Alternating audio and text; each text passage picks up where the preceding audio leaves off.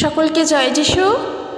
সকলকে স্বাগত এবং ধন্যবাদ জানিয়ে প্রভু যিশুর নামে আবার আরেকটি সুন্দর ভিডিও শুরু করছি এবং ঈশ্বরকে ধন্যবাদ দিই সর্বপ্রথম, যেটা আমাদের প্রত্যেক দিনের কাজ, প্রত্যেক দিনের রুটিনের মধ্যে পড়ে, যে প্রতি মুহূর্তে তার গৌরব করা, তার প্রশংসা করা, তার ধন্যবাদ করা। আমরা যেন তাই করি, আমাদের আর রোজ বলতে লাগে না, কারণ আমরা তাই করি, আমরা তা বিশ্বাস করি এবং আমি তোমাদের উপরে বিশ্বাসটা রাখতে পারি যে প্রত্যেক মুহূর্তে তোমরা প্রভুর গৌরব করছো। তো বন্ধুরা, তোমাদের সবাইকে ধন্যবাদ জানাই যতজন আমার থেকে ঈশ্বরের বাক্য শুনছো, কিছু শিখতে পারছো, তাই জন্য সর্বপ্রথম তোমাদেরকে ধন্যবাদ। আর তার থেকেও প্রথমে ধন্যবাদ জানাই ঈশ্বরকে, কারণ এই সুযোগ যদি তিনি আমাকে না করে দিতেন, আমি যদি নিজে তোমাদের সঙ্গে ঈশ্বরের বাক্য নিজে না বুঝতে পারতাম, তাহলে আমি তোমাদেরকে বলতে পারতাম না। কিন্তু এই যে প্রভু আমাদেরকে শিখিয়ে দিচ্ছেন, প্রত্যেক মুহূর্তে শিক্ষা দিচ্ছেন, সেই জন্য ঈশ্বরকে ধন্যবাদ। কারণ তার দয়া, তার অনুগ্রহ ছাড়া আমরা কিছুই করতে পারি না। তার অনুগ্রহ না থাকলে, তার দয়া যদি আমাদের জীবনে না থাকে, আমরা কিচ্ছু করতে পারি না। যারা বলে ঈশ্বর নেই, যারা বলে ঈশ্বরের কোনো অস্তিত্ব নেই, যারা বলে যে ঈশ্বর একজন নয়, তারা সত্যি ঈশ্বরকে জানে না, তারা বোঝে না। কারণ ঈশ্বরের বাক্য তাই বলছে যে ঈশ্বরকে বোঝার ক্ষমতা বা বুদ্ধি কোনোটাই আমাদের নেই। তাকে বোঝার জন্য যে উপলব্ধি করতে হয়, সেই উপলব্ধি করার কোনো সাহস, ক্ষমতা কিছুই আমাদের নেই। কারণ ঈশ্বরের পথ আর আমাদের পথ এক নয়। একজন মানুষ যা চিন্তা করতে পারে ঈশ্বরের সম্পর্কে, তার থেকেও ঈশ্বর আরও মহান। সত্যি আমরা মানুষরা কতই কিছু না ভেবে বসে থাকি। কেউ দেখো, কেউ ঈশ্বরকে মানছে, কেউ আবার ঈশ্বরকে মানছে না। কেউ ঈশ্বরকে বলছে যে তিনি একজন, আবার কেউ বলছে যে না, ঈশ্বর একজন নয়। সমস্ত মানুষ কিন্তু তার নিজের ইচ্ছা অনুযায়ী, নিজের বুদ্ধি অনুযায়ী, চারিদিক থেকে যেভাবে তারা শুনছে, তা গ্রহণ করছে, সেইভাবেই নিজেদের মধ্যে সব কিছুকে বানিয়ে নিচ্ছে। যেমন দেখছে তেমন বড় হচ্ছে। কিন্তু ঈশ্বর কে, তিনি কীরকম, তাকে বোঝার সাধ্য আমাদের কারোর নেই। কারণ আমরা যতই বলি ঈশ্বরের অস্তিত্ব নেই, তার মানে তো এটা নয় যে তার অস্তিত্বটা মিথ্যা। সেটা তোমার কাছে মনে হচ্ছে সে নেই, তার মানে তো এমন নয় যে তার অস্তিত্ব নেই। আমরা যা চোখে দেখতে পাই সবসময় তার অস্তিত্ব আছে, তার বাইরে কি কিচ্ছু নেই? কাজে ঈশ্বরকে আগে আমরা সঠিকভাবে জানব যে তিনি আছেন, তার অস্তিত্ব আছে। তিনি অলমাইটি, তিনি সর্বশক্তিমান, তার হাতে সব কিছু ক্ষমতা, সব কিছুর এই সমগ্র পৃথিবীকে চালনা করছেন তিনি। পৃথিবীকে, এই যে পৃথিবী ঘুরছে, সূর্যের চারপাশে পৃথিবী ঘুরছে, সে নিজের ইচ্ছায় ঘুরতে পারে না, সেখানেও ঈশ্বরের কন্ট্রোল আছে। কারণ এই পৃথিবীকে ঈশ্বর সৃষ্টি করেছেন। এই আকাশকে তো ঈশ্বর সৃষ্টি করেছেন। তাই আকাশে কখন কি হবে, কোন মহাজাগতিক দৃশ্য আমরা দেখতে পাবো, কি ঘটবে না ঘটবে, সবটা ঈশ্বর জানেন। এ আমাদের কল্পনাতেও আসে না, আমরা ভাবতেও পারি না। আমরা মনে করি এগুলো কখনো সম্ভব? পৃথিবী তো তার নিজের ইচ্ছা অনুযায়ী চলছে না, পৃথিবী তার নিজের অনুযায়ী চলছে না। ঈশ্বর চালাচ্ছেন পৃথিবীকে তিনি ঘোরাচ্ছেন। কারণ এই পৃথিবীকে তিনি সৃষ্টি করেছেন। তুমি মানুষ, তুমি নিজের ইচ্ছায় চলছো না, তোমাকে তিনি চালনা করছেন বলে তুমি চলতে পারছো। তুমি শ্বাস প্রশ্বাস নিচ্ছ, এই শ্বাস প্রশ্বাস যদি তিনি না দিতেন তুমি নিতে পারতে না। তুমি আজকের বেঁচে আছো, যদি তিনি না বাঁচিয়ে রাখতেন থাকতে পারতে না বেঁচে। মানুষের গড় আয়ু কত, মানুষ কত বছর পর্যন্ত বাঁচতে পারে, তার জীবনের কতদিন পর্যন্ত আয়ু, এই কোনো কিছুই আমরা নির্ধারণ করে রাখতে পারি না। হ্যাঁ, হয়তো এই সব কিছু নির্ধারিত আছে, এক একটা সময় এক একজন মানুষের গড় আয়ু এক এক রকমভাবে নির্ধারিত করা আছে, কিন্তু জন্ম আর মৃত্যু দুটো ঈশ্বরের হাতে। মানুষ আজ আছে, কাল নেই। আজকে তুমি যার সাথে কথা বলছো, দেখবে গতকাল যার সাথে তোমার আলাপ পরিচয় হলো, এক সপ্তাহ বাদে হয়তো শুনছে তার কিছু না কিছু কারণের জন্য হয়তো সে আর বেঁচে নেই। মানুষ, আমাদের জীবন সত্যি ক্ষণস্থায়ী, নামমাত্র আমাদের এই জীবন। তাই আমরা কখন কী করছি না করছি তা ঈশ্বর ছাড়া আর কেউ জানে না। তাই বলতেও পারি না যে আমার গড় আয়ু এত বছর পর্যন্ত। উনি আমাকে বলে দিয়েছে আমি এতদিন পর্যন্ত বাঁচব, আমি এতদিন পর্যন্তই বাঁচব, তার আগে আমি মরবই না। কি করে জানলে তুমি? তোমার ভবিষ্যৎ মানুষ ঠিক করতে পারে না, ওটা ঈশ্বরের হাতে। যা আমরা চোখে দেখতে পাই তার বাইরে যে তার আর কিছুর অস্তিত্ব নেই, এই ধারণাটাই তো ভুল। আমরা যদি দর্শন দেখি, ফিলোসফি দর্শন, আমি এর আগেও একদিন বলেছিলাম, ভারতীয় দর্শন যদি দেখা হয়, সেখানে যারা চার্বাক সম্প্রদায়রা ছিলেন তারা নাস্তিক ছিলেন। তাদের মতে কি, যেইটুখানি আমাদের চোখে পড়ে বা আমরা যেইটুখানি দেখি, যেটা প্রত্যক্ষ দর্শন করি তারই অস্তিত্ব আছে, তার বাইরে কিছু নেই। তাহলে উদাহরণস্বরূপ বলি, আমি বলেওছি যে এই মুহূর্তে আমি তোমাদের সাথে কথা বলছি, তার মানে কি আমার অস্তিত্ব আছে কি নেই? তোমরাই বলো, কারণ তোমরা তো আমাকে দেখতেই পাচ্ছ না। আমার তো ভয়েস না হয়ে অন্য কারোরও ভয়েস হতে পারে, তাহলে আমার অস্তিত্ব আছে কি নেই? সত্যি তো আছে, তো আমার অস্তিত্ব। অর্থাৎ যা দেখতে পাই তার বাইরেও, আমাদের দৃশ্যমান জগতের বাইরেও যে জিনিস আছে তা তো আমরা মিথ্যা বলতে পারি না। আর সেখানেই তো ঈশ্বর আছেন, আমাদের চোখে এসে ধরা দেয় না। সেই জন্য ঈশ্বরকে জানো, ঈশ্বরের কাছে আসো। তো চলো আজকের ভিডিও শুরু করি। আজকের যে বিষয় নিয়ে আলোচনা করব তা হলো আমাদের দিক থেকে আমরা ঈশ্বরের জন্য কি করব। সর্বপ্রথম যে বিষয় তা হলো আমরা ঈশ্বরের কাছে আসব। সর্বপ্রথম আমরা ঈশ্বরের নিকটে আসব। তবে ঈশ্বরকে জানতে গেলে খ্রিস্টকে তো জানতেই হবে। প্রত্যেক দিন আমি বলি, প্রত্যেক দিন আমি বলবো, কারণ প্রভু যিশুকে যতক্ষণ আমরা জানিনি ততদিন আমরা ঈশ্বর সর্বশক্তিমানকে বুঝিনি। কিন্তু এখন আমরা খ্রিস্টকে জানি, আমাদের চাহিদাগুলো আমরা ঈশ্বরের কাছে বলতে জানি খ্রিস্টকে জানার মধ্য দিয়ে। তাই প্রভু যিশুকে জানলে তুমি ঈশ্বরকে বুঝবে, তার আগে বুঝবে না। তার আগে তুমি যাকে ঈশ্বর বলে মনে করছো, তোমার ধারণাতে ঈশ্বর যিনি, তোমার ধারণায় তো সর্বশেষ নয়। তোমার চিন্তা ঈশ্বরের চিন্তা এক নয়। তুমি যাকে ঈশ্বর মনে করছো সে তো নাও হতে পারে। তাই খ্রিস্টকে জানো, সত্যকে খোঁজো। খ্রিস্টকেও জানতে বলবো না, বলবো সত্যকে খুঁজতে। যদি খোঁজো অবশ্যই পাবে, কারণ ঈশ্বরের বাক্য তাই বলছে যে খোঁজে সে পায়। কারণ সত্যর তো অস্তিত্ব আছে, আর তুমি তা যদি খোঁজার জন্য বেরো তুমি তো অবশ্যই তা পাবে। আর যদি ওই সত্যের অস্তিত্ব না থাকতো তাহলে তো পেতে না, কিন্তু তুমি পাবে। তো সেই জন্য সর্বপ্রথম যেটা বলার, সত্যকে জেনে ঈশ্বরের নিকটে আসো। আর আমরা দেখব আজকের ইব্রিয় তার 10 অধ্যায় 19 পদ থেকে, সেখানে বলছে যে তাই আমার ভাই ও বোনেরা, মহাপবিত্র স্থানে প্রবেশ করার সম্পূর্ণ স্বাধীনতা আমাদের আছে। যিশুর রক্তের গুণে আমরা নির্ভীকতার সঙ্গে সেখানে প্রবেশ করতে পারি।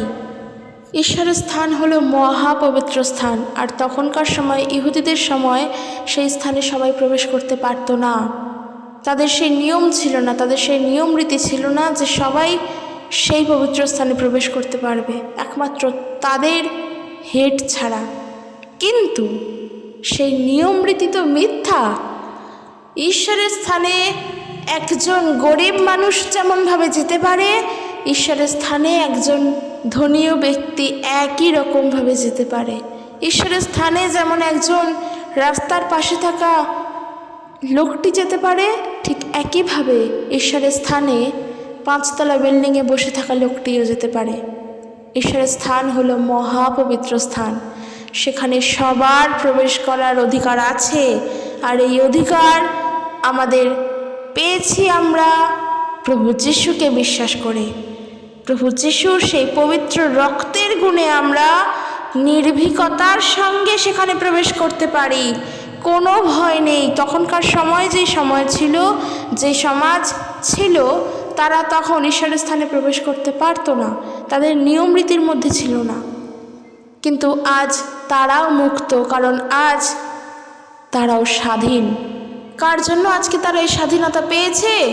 প্রভু যীশু খ্রিস্টের জন্য। তার পবিত্র রক্তের গুণে নির্ভীকতার সঙ্গে প্রবেশ করতে পারো। নির্ভীক মানে যার ভয় নেই তাকেই বলছে নির্ভীক। বলছে সেই ভয়হীনভাবে যেন আমরা প্রবেশ করতে পারি।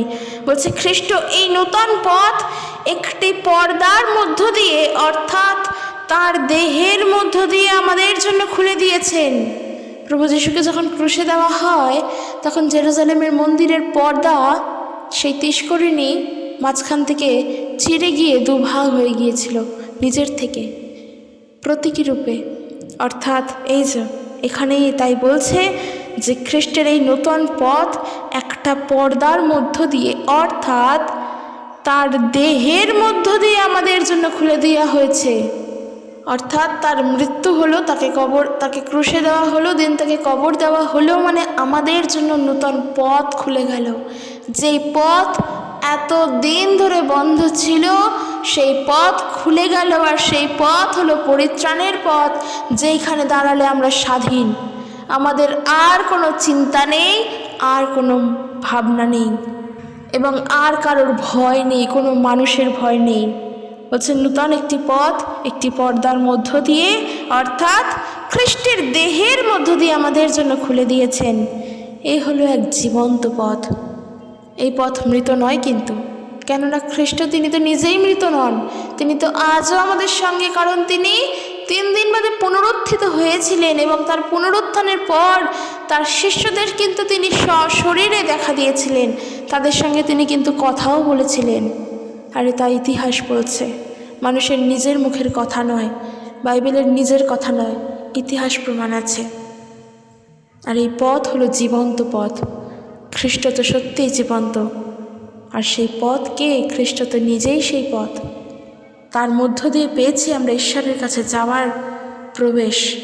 ঈশ্বরের কাছে টিকিট কাটার যে প্রবেশ অধিকার, তা তো খ্রিস্টের কাছে এসে পেয়েছি।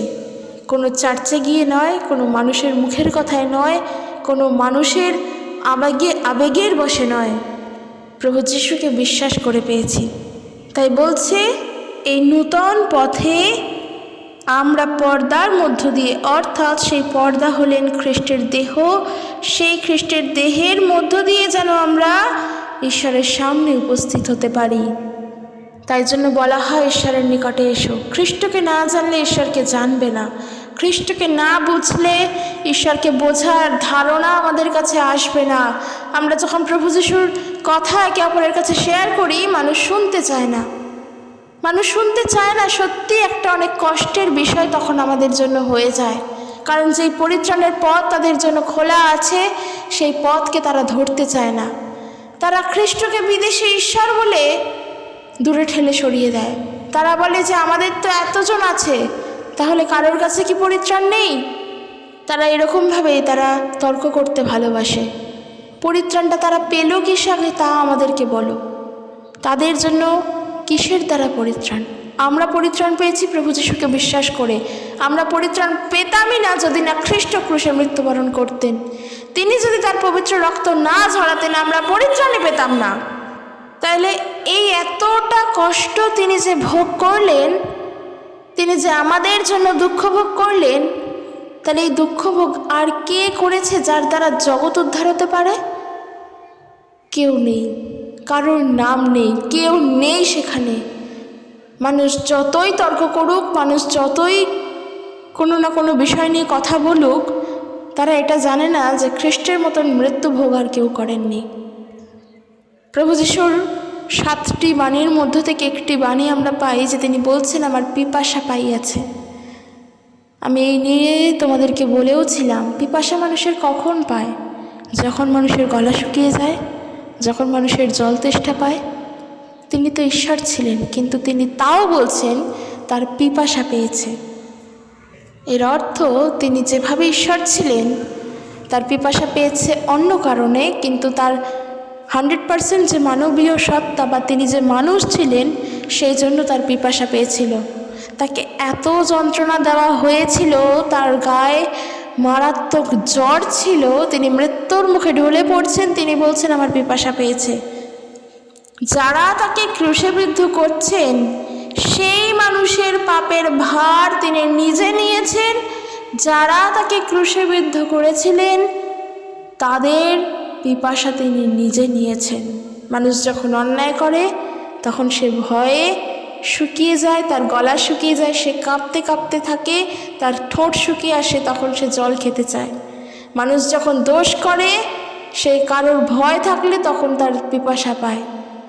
মানুষ যখন তৃষ্ণার্ত থাকে তখন সে পিপাসা পায়। সমগ্র জগৎবাসী যখন গলা ভেজাচ্ছে, সেই যে শুকনো গলার ভার তা খ্রিস্ট নিয়েছেন, তার পিপাসা পেয়েছে। এই যে এত কষ্ট, এত যন্ত্রণা তিনি ভোগ করলেন, কাদের জন্য, কী কারণে তিনি ভোগ করলেন? মানুষ বলে কি যে খ্রিস্টানদের জন্য নাকি প্রভু যীশু ক্রুশে মৃত্যুবরণ করেছেন। আরে খ্রিস্টান তো তুমিও হতে পারো, যদি তুমি খ্রিস্টের অনুসরণকারী হও। তাহলে তো তোমাকে মানতেই হবে যে প্রভু যীশু তোমার জন্য মৃত্যুবরণ করলেন, কারণ তুমি তো প্রভু যীশুর অনুসরণ করতে চাইছো, তবেই তো তুমি খ্রিস্টান। তাহলে তোমার পাপের জন্য তো তিনি ক্রুশে মরলেন। এই জগতে আর কেউ নেই যে কিনা খ্রিস্টের মতো কষ্ট ভোগ করেছেন।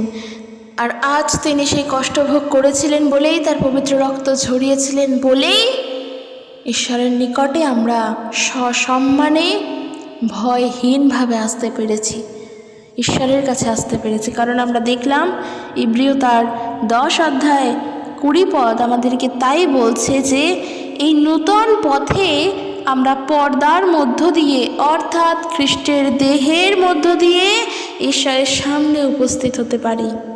কারণ আমরা জানি যখন তার 14 অধ্যায় 6 পদ প্রভু যীশু তিনি বলছেন যে আমি পথ, আমি সত্য, আমি জীবন, আমার মধ্য দিয়ে না আসলে কেহ পিতার নিকটে আসে না। অর্থাৎ খ্রিস্টের কাছে আসছো মানে বুঝে নাও তুমি ঈশ্বরের কাছে পৌঁছে গিয়েছো, কারণ সেই খ্রিস্টই তো হলেন ঈশ্বর। তিনি পথ, তিনিই সত্য, তিনিই জীবন। ঈশ্বরের কাছে যেতে গেলে যেই মাধ্যমের প্রয়োজন, সেই মাধ্যম হলেন খ্রিস্ট প্রভু যীশু নিজে, আর অন্য কোনো মাধ্যম নেই। মানুষ যতই বলুক যে আমি ঈশ্বরকে জানি, তারা ডাইরেক্ট বলছে তারা ঈশ্বরকে জানে, আর আমরা আজকে প্রভু যীশুতে থেকে ঈশ্বরকে জেনেছি। তফাৎ তো আছেই।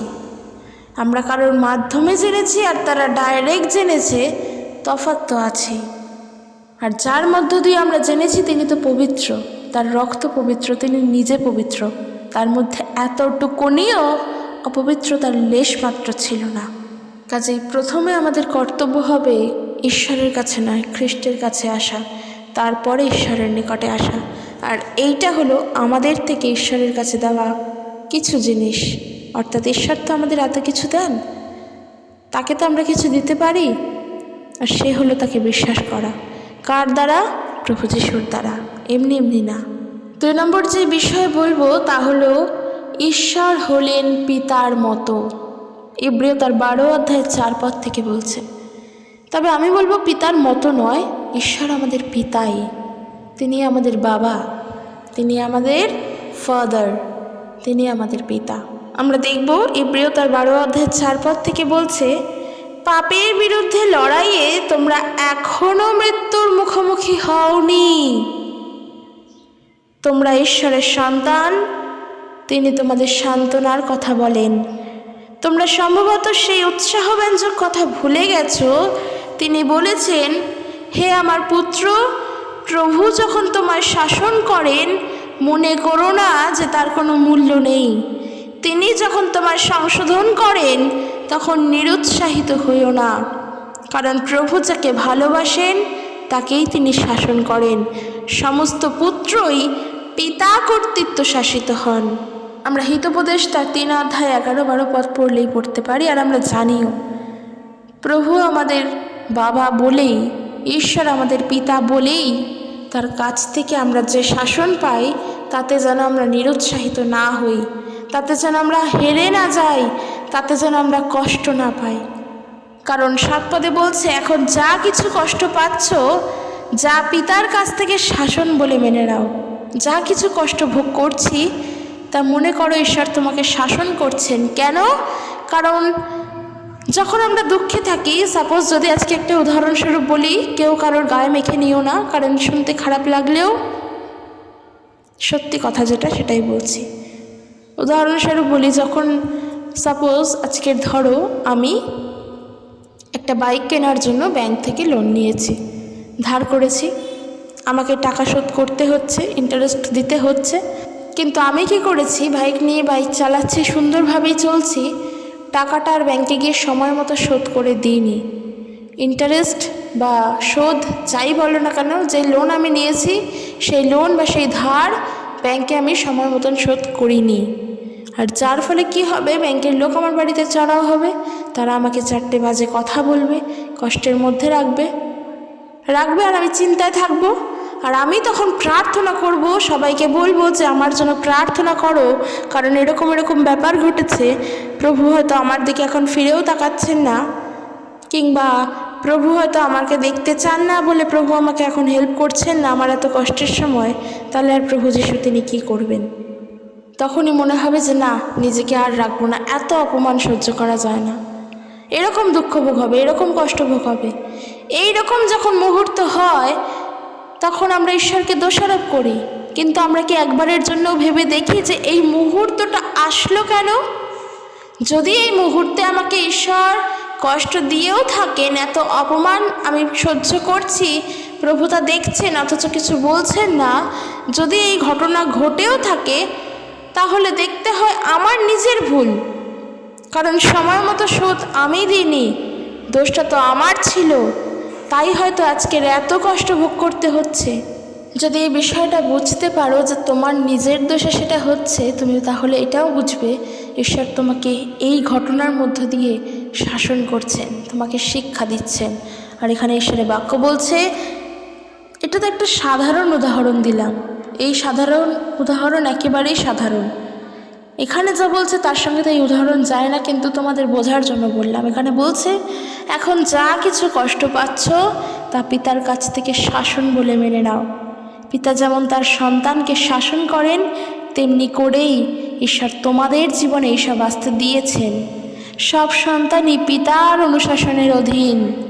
তোমরা যদি কখনো শাসিত না হও তবে তোমরা তো তার প্রকৃত সন্তান নও, কারণ প্রত্যেক পুত্র মাত্রই শাসিত হবে। প্রত্যেক সন্তান তার বাবা মায়ের দ্বারা শাসিত হন। আমাদের বাবা মারা আমাদেরকে আজকের বকা দেন না, আমরা যখন ভুল করি আমাদেরকে শিক্ষা দেন না। হয়তো আমরা কষ্ট পাই, তখন বলি আমার বাবা ভালো না, আমার মা ভালো না, আমাদেরকে দেখে না। এই ভাবনাটা তো ভুল। আমরা ভুল করেছি, তারা আমাদেরকে সঠিকটা বলে দিচ্ছেন, সেটা বকার মাধ্যমে, সেটা শাসনের মাধ্যমে। না হলে আর আমরা আমাদের বাবা মায়ের প্রকৃত সন্তান হলাম কি করে? যদি ভুল করে না শুধরেই দেন তারা, আমরা যদি ভুল করি আর তা যদি তারা শুধরে দেন, তাহলেই তুমি তোমার বাবার একজন প্রকৃত সন্তান, কারণ তুমি তা শুনছো। যখন তিনি তোমাকে শাসন করছেন তখন তিনি তোমার ভালোর জন্যই করছেন, আর তা তুমি শুনছো। আর এখানেও সেম বলছে যে তোমরা যদি কখনো শাসিতই না হও তবে তোমরা তো তার প্রকৃত সন্তান নও, যথার্থ পুত্র নও। এই পৃথিবীতে আমাদের সবার পিতাই আমাদের মার্জিত ও সংশোধিত করেন। কি বলছে? এই পৃথিবীতে আমাদের সবার বাবারাই, নিজেদের বাবা মারাই আমাদেরকে মার্জিত এবং সংশোধিত করেন। পরিবার থেকে যখন বড় হচ্ছে, বৃদ্ধি পাচ্ছি, একটা সংশোধন, একটা মার্জিনের মধ্যে আমরা বৃদ্ধি পাই, তার বাইরে যাচ্ছি না। তার বাইরে যখন বেরোচ্ছি, আমাদের পরিবার আমাদেরকে শাসন করছে, আমাদের বাবা আমাদেরকে শাসন করছে, সঠিকটা শিখিয়ে দিচ্ছেন। আর এখানেও তাই বলছে যে যিনি আমাদের আত্মিক পিতা, তার অনুশাসনের কাছে আমাদের সত্যিকারের জীবনের জন্য আমরা কি আরও বেশি মাথা নোয়াবো না? ঠিক তো, যেখানে আমাদের পৃথিবীতে আমাদের পার্থিব বাবা মারাই আমাদেরকে শাসন করছেন আর আমরা তাদের কাছে নত হচ্ছি, কারণ আমরা সেই শাসন বারণ শুনছি। আর সেই জায়গায় যখন আমাদের আত্মিক পিতা, আমাদের ঈশ্বর, আমাদের স্বর্গস্থ পিতা, আমাদের পিতা, তিনি যখন আমাদেরকে শাসন করেন, আমরা কি তার কাছে আরও বেশি করে নত হব না? আরও বেশি করে কি আমরা মাথা নোয়াবো না? পৃথিবীতে আমাদের পিতারা অল্প সময়ের জন্য শাস্তি দেন, আমাদের বাবা মারা। সত্যি আজকে দেখবে, আজকে তুমি যদি তোমার বাবা মায়ের দ্বারা শাসিত হও, বাবা মা আবার পরক্ষণে ভুলে গিয়ে তোমার জন্য সবথেকে ভালো জিনিসটাই তোমাকে দেন। কিছুক্ষণের জন্য তিনি তোমাকে ওই শাস্তি দিচ্ছেন, কারণ তারা যা ভালো মনে করে তারা তাই করেন আমাদের জন্য, সেইভাবেই তারা আমাদেরকে শাস্তি দেন। কিন্তু ঈশ্বর আমাদের সাহায্য করার জন্য শাস্তি দেন, যেন আমরা তার মতো পবিত্র হই, আমাদের বাবা মারা আমাদের জন্য কি চিন্তা করেন, তার থেকে অনেক দ্বিগুণ চিন্তা ঈশ্বর আমাদের জন্য করছেন। আমাদের বাবা মারা আমাদের জন্য চিন্তা করেন যেন আমরা ভালোভাবে থাকতে পারি। তারা যতটা শাসন আমাদের করে আমরা ততটা শাসিত হই। কিন্তু আমাদের ঈশ্বর, যিনি আমাদের জন্য চিন্তা করেন আর তিনি আমাদের শাসন করেন যেন আমরা পবিত্র হয়ে উঠি অনন্ত জীবনের জন্য। 11 পদে বলছে, কোনো ধরনের শাসনই আমাদের জীবনে বা আমাদের শাসনের মুহূর্তে আনন্দ দেয় না। সত্যি, এই যে এখন দুঃখ পাচ্ছি, যে কারণেরই হোক, যেমন একটা উদাহরণ দিলাম, তার জন্যও যদি দুঃখ পাই, এই যে দুঃখটা পাচ্ছি তাতে আমরা আনন্দ পাচ্ছি না। কিন্তু এইটা যাদের জীবনকে প্রভাবিত করছে, পরে তাদের জীবনে ধার্মিকতা এবং শান্তি রাজত্ব করে। ঈশ্বরের বাক্য তাই বলছে। এই যে আমি যেটা উদাহরণ দিলাম, এখন যদি তোমরা এটা বুঝে যাও যে সেই সময় তোমার দোষ ছিল, তোমার ভুল ছিল, আর তার জন্য তুমি আজকের কষ্ট পাচ্ছ, এটার মানে ভেবো না ঈশ্বর তোমাকে কষ্ট দিচ্ছেন। ঈশ্বর তোমাকে সংশোধনের পথ দেখাচ্ছেন, কারণ পরবর্তীকালে গিয়ে যেন এই ভুলটা আর না হয়, যাতে তুমি সেই দিক থেকে পবিত্র হয়ে উঠতে পারো, নিজের কাছে নিজে সেফ। যখন আমার হাতে অর্থ থাকবে আমি তা সঠিকভাবে ব্যবহার করব। যখন যাকে যা দিতে হবে, যার ধার, যার দেনা শোধ করতে হবে, আমি সেইভাবে ব্যবহার করব। এইভাবে দেখবে দিনের শেষে গিয়ে শান্তিতে বাস করছো। ধার্মিকতা তোমাদের সঙ্গেই রয়েছে, কারণ খ্রিস্টের শিক্ষা অনুসারে চলছো। ঈশ্বর এইভাবে শাসন করছেন। সেই জন্য ঈশ্বর আমাদের কাছে আমাদের বাবার মতো নয়, তিনি আমাদের বাবাই। কারণ আমাদের চিন্তা ভাবনার ভার, নিজেদের দায়িত্ব যখন তার কাছেই সঁপে দিয়েছি, তখন ভার নেওয়ার জন্য তো তিনিই আছেন, আর তো কেউ নেই। আর লাস্ট যে বিষয় বলবো, আমরা যেন সব সময় ঈশ্বরকে অনুসরণ করি। আমরা ইব্রিয় তার 3 অধ্যায় যদি 12 পদ দেখি, সেখানে ঈশ্বরের বাক্য এরূপ বলছে, আমার ভাই ও বোনেরা, দেখো তোমরা সতর্ক থেকো, তোমাদের মধ্যে কারো যেন দুষ্ট ও অবিশ্বাসী হৃদয় না থাকে, যা জীবন্ত ঈশ্বর থেকে তোমাদের দূরে সরিয়ে নিয়ে যায়। তাহলে আমাদের কর্তব্য কি? সব সময়, প্রত্যেক নিয়ত ঈশ্বরকে অনুসরণ করা। ঈশ্বর বলছেন, সদাপ্রভু তিনি বলেন, মানুষের মন খুবই কৌশলপূর্ণ। যেরমীয় ভাববাদী পুস্তক তার 17 অধ্যায় 5 পদ দেখলেই দেখতে পারবো। আবার আমরা যদি দেখি মথি লিখিত সুসমাচার তার 18 অধ্যায় 7 পদ, সেখানে প্রভু যীশু তিনি বলছেন যে ধিক এই জগৎ সংসার। খ্রিস্ট এই জগৎ সংসারকে ধিক্কার জানাচ্ছেন। কেন? কারণ এখানে কত রকমেরই না প্রলোভনের জিনিস আছে। আর এই প্রলোভনের মধ্য দিয়ে যখন আমরা পড়ে যাই, এই প্রলোভনে পড়ে যাই, আমাদের মন তখন দুষ্ট এবং অবিশ্বাসী হয়ে ওঠে। প্রত্যেকটা মানুষের মধ্যে প্রলোভন রয়েছে। আর একটা জিনিস, ঈশ্বর থেকে কিন্তু কখনো প্রলোভন আসে না। আর আজকের যে বিষয় লাস্ট আমি বলছি, অবশ্যই আমরা প্রতিনিয়ত ঈশ্বরকে অনুসরণ করব। যখনই জীবনে চলবো, যেই কাজটা করি না কেন, তোমাদের প্রত্যেক বিশ্বাসী বোনদের উদ্দেশ্যে, ভাইদের উদ্দেশ্যে আমি বলছি, আমার প্রত্যেক বন্ধুদের উদ্দেশ্যে বলছি, যতজন এখন শুনছো, জীবনে যেই কাজ করতে এগোও না কেন, অবশ্যই তার আগে ঈশ্বরের সঙ্গে পরামর্শ করো। কিভাবে? প্রার্থনার দ্বারা। কারণ কোন কাজের মধ্য দিয়ে কিভাবে যে আমরা প্রলোভনে পড়ে যাব, এই জগৎ আমাদেরকে কোনভাবে যে ফাঁদের মধ্যে ফেলে দেবে আমরা নিজেরাও বুঝবো না। কোন জিনিসের মধ্যে দিয়ে কিভাবে যে লোভ করে ফেলবো, তা আমরা সত্যি থেকেও বুঝতে পারবো না। কারণ দিয়াবল এরকম ছলচাতুরি করেই কাজ করে। তাই বলছি, আমার ভাই ও বোনেরা, দেখো তোমরা সতর্ক থেকো, তোমাদের মধ্যে কারোর যেন দুষ্ট এবং অবিশ্বাসী হৃদয় না থাকে, যা জীবন্ত ঈশ্বরের থেকে তোমাদেরকে বহু দূরে সরিয়ে নিয়ে যায়। আমরা বলি না যে, শুনতেও পাই এরকম কথা যে জগতের মানুষ বলে যে আমরা শুধুমাত্র ঈশ্বরের থেকে চাইতেই থাকবো, আমরা ঈশ্বরকে কিছু দেব না। ঈশ্বর খেয়েছে কিনা আমরা তাকে তা প্রশ্ন করব না। ঈশ্বরের কি খাদ্যের প্রয়োজন সত্যিই আছে? যিনি তোমার জন্য খাদ্য যোগান দিচ্ছেন, তার কি খিদে পায়? আর তার খিদে পেলেও তিনি কি খাবেন, তার চিন্তা কি সেটা আমাদের? ঈশ্বরকে কি এত সহজে বোঝা যায় না। এই বাক্য থেকে আমরা আজকে সেই শিক্ষা নিলাম। ঈশ্বর আমাদের জন্য চিন্তা করছেন, ঠিক কথা। আর আমরা ভাবছি আমরা ঈশ্বরকে কী দেব। তার প্রথম এবং শেষ যে বিষয় হলো তা হলো নিজের পবিত্র হৃদয়। এখানে ঈশ্বরের বাক্য বলছে, তোমাদের মধ্যে কারোর যেন দুষ্ট এবং অবিশ্বাসী হৃদয় না থাকে, যা জীবন্ত ঈশ্বরের থেকে আমাদেরকে সরিয়ে নিয়ে যায়।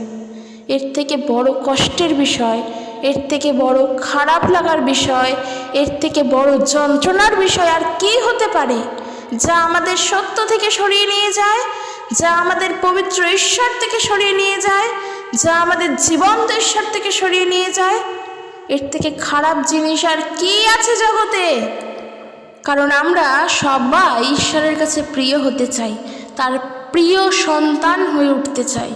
তো সেই জন্য নিজেদের হৃদয়কে, নিজেদের মনকে, নিজেকে সম্পূর্ণভাবে পবিত্র রাখতে হবে। এই এক কণাও যেন অবিশ্বাসী হৃদয় আমাদের না হয় ঈশ্বরের প্রতি, কিংবা জীবন্ত ঈশ্বর থেকে যে দূরে সরিয়ে নিয়ে যায় সেই দুষ্ট হৃদয় যেন আমাদের না হয়ে যায়। দিয়াবল যেন কোনোভাবে প্রবেশ করতে না পারে, সেই সুযোগ আমরা তাকে করে দিতে চাই না আর দেবও না। কারণ সারাটা জীবন আমরা খ্রিস্টতে থাকার যে অঙ্গীকার বা যে শপথ আমরা গ্রহণ করেছি, সেই শপথকে আমরা অবশ্যই পালন করব। আমরা ঈশ্বরের কাছে একটাই শপথ নিয়েছি, প্রভু যিশুর কাছে একটাই শপথ নিয়েছি, তার কাছে একটাই জিনিসের প্রতিজ্ঞা করেছি, তা হলো সারা জীবন প্রভু যিশুকে ধরে রাখব। তার জন্য আমাদের কি করতে হবে? প্রতিনিয়ত ঈশ্বরকে অনুসরণ করতে হবে।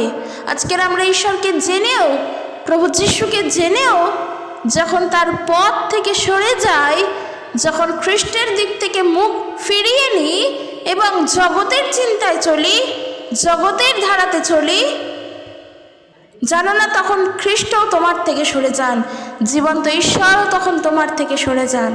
তারপরে যতই দুঃখ জীবনে আসুক, যতই কষ্ট জীবনে আসুক, খ্রিস্ট আর মুখ ফিরে তাকাবেন না। কিন্তু তুমি যদি তোমার ভুল বুঝে তার কাছে ক্ষমা চেয়ে প্রার্থনার দ্বারা আবারও তার পথে আসো, তিনি তোমাকে আবারও গ্রহণ করবেন। তার দ্বার সব সময় তোমার জন্য উন্মুক্ত। অনুগ্রহের সময় তুমি সব সময় তার থেকে অনুগ্রহ পাবে, তিনি তোমাকে গ্রহণ করে নেবেন। কিন্তু তুমি যদি আজকে তোমার প্রতিজ্ঞা ভাঙো, প্রভুর পথ থেকে সরে যাও, তুমি আজকে জীবন্ত ঈশ্বরের থেকে দূরে সরে যাচ্ছ। তাই যে বিশ্বাস নিয়ে আমরা প্রভু যীশু খ্রিস্টতে এসেছি, সেই বিশ্বাসকে যেন সারা জীবন ধরে রাখতে পারি।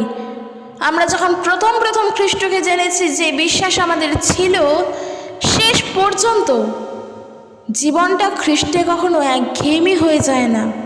খ্রিস্টতে আমাদের জীবন প্রত্যেক দিনই নতুন নতুন করে বৃদ্ধি পায়। তাই বিশ্বাসকেও নতুন করে প্রত্যেক দিন বৃদ্ধি পাওয়াতে হবে। শেষ পর্যন্ত যদি সেই বিশ্বাসকে আমরা ধরে রাখতে পারি, তাহলেই আমরা খ্রিস্টের সহভাগী, তাহলেই আমাদের সঙ্গে খ্রিস্টের সহভাগিতা আছে। কাজেই বন্ধুরা, বিশেষ উদ্দেশ্যে একটি ঘোষণা, যেভাবে প্রভু যিশুকে গ্রহণ করেছো, জীবনের শেষ দিন পর্যন্ত তুমি যেই প্রান্তে চলে যাও, তোমার কোথায় কি হবে, তোমার কোথায় বিবাহ হবে, তুমি কার কাছে গিয়ে পড়বে, তোমার ভবিষ্যৎ কোথায় যাবে, তুমি কি করবে না করবে, সব কিছু হোক, তোমার হৃদয়ে যে খ্রিস্টের প্রতি বিশ্বাস, প্রেম আর ভালোবাসা, তা যেন কোনো কালের জন্য না হারায়, কোনো কালের জন্য না। তোমার নিজের মানুষ তোমার ঈশ্বরকে জানছে কি না, সে বিশ্বাস করে কি না, তাও যদি না হয়, হ্যাঁ হতে পারে সে বিশ্বাস করে না, তবে তুমি করো, তোমার বিশ্বাসে যেন তুমি বেঁচে থাকতে পারো। আর তোমার বিশ্বাস আছে, তুমি প্রার্থনা করবে, তোমার অবিশ্বাসী মানুষও খ্রিস্টকে বিশ্বাস করবে। প্রার্থনার শক্তি অনেক, কিন্তু মেন উদ্দেশ্য হলো তুমি যেন সারা জীবন প্রভুকে ধরে রাখতে পারো, তোমার হৃদয় থেকে সেই বিশ্বাসকে রাখতে পারো। ঈশ্বরের জন্য আমরা এটাই দিতে পারি। যখন প্রভু যিশুকে জেনে ঈশ্বরকে বিশ্বাস করেছি, যখন প্রভু যিশুকে জানার পর ঈশ্বরকে জেনেছি, তো আমাদের কর্তব্য আছেই খ্রিস্টকে সারা জীবন ধরে রাখা। নালে ওই যে মাঝ সমুদ্রের মধ্যে দুটো হাতকে যে ধরে রেখেছেন, সেই হাত দুটো যদি আমাদের নিজেদের ইচ্ছায় ছেড়ে দিয়ে বলি যে না আমি সাঁতার কেটে চলে যেতে পারবো, পারে। আর আমরা যদি হাত দুটোকে ছেড়ে দিই, কোনো কালের জন্য আর সাঁতার কাটতে হবে না, ডাইরেক্ট ডুবে যাবে। তার হাত ধরেই যেন পারে আসতে পারে। তাই জন্য হাতটা সব সময়ের জন্য ধরে রাখবে।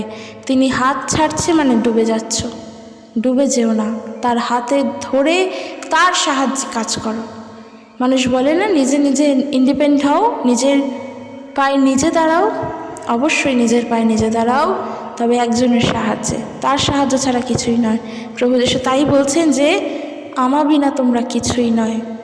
তার সঙ্গে আছি, তাকে বিশ্বাস করি, তার সঙ্গে সহভাগিতা যখন আছে, বলেছি আমরা খ্রিস্টেতে রয়েছি মানে আমরা খ্রিস্টের সাথে যুক্ত রয়েছি, সারা জীবন যেন থাকতে পারি।